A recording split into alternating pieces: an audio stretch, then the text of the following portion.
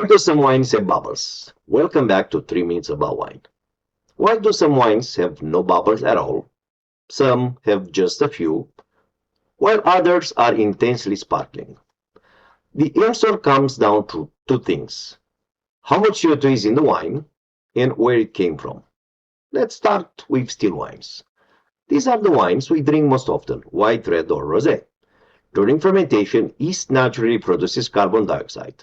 Most of it escapes into the atmosphere, leaving the finished wines essentially still. In the glass, there is no noticeable fizz or tingling.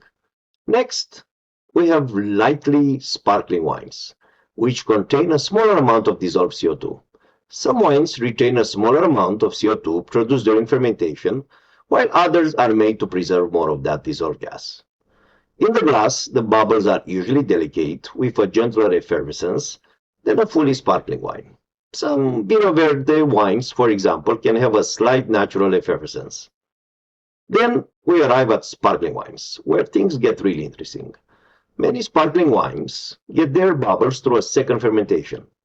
The first fermentation transforms grape must into wine. The second fermentation creates additional CO2, and those are the bubbles we see in the glass.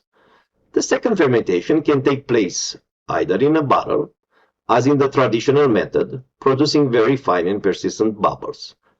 Here we have Champagne, Franciascorta, and Cremant, or in a pressurized tank method, producing fresh and lively bubbles. Prosecco is a well-known example. In the glass, sparkling wines can produce a continuous stream of bubbles and create a sense of celebration. Some develop aromas of bread, biscuits, or cream, while others remain incredibly fresh and fruity. And there is another way to create bubbles: adding carbon dioxide from an external source directly to the wine, rather than producing it through fermentation.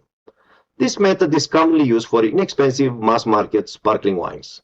So, the next time you have a glass of sparkling wine in your hand, take a close look at the size and persistence of the bubbles. They may tell you something about how the wine was made before you even take the first sip. If you enjoyed this episode, a like or a follow helps me to keep 3 Minutes About Wine going.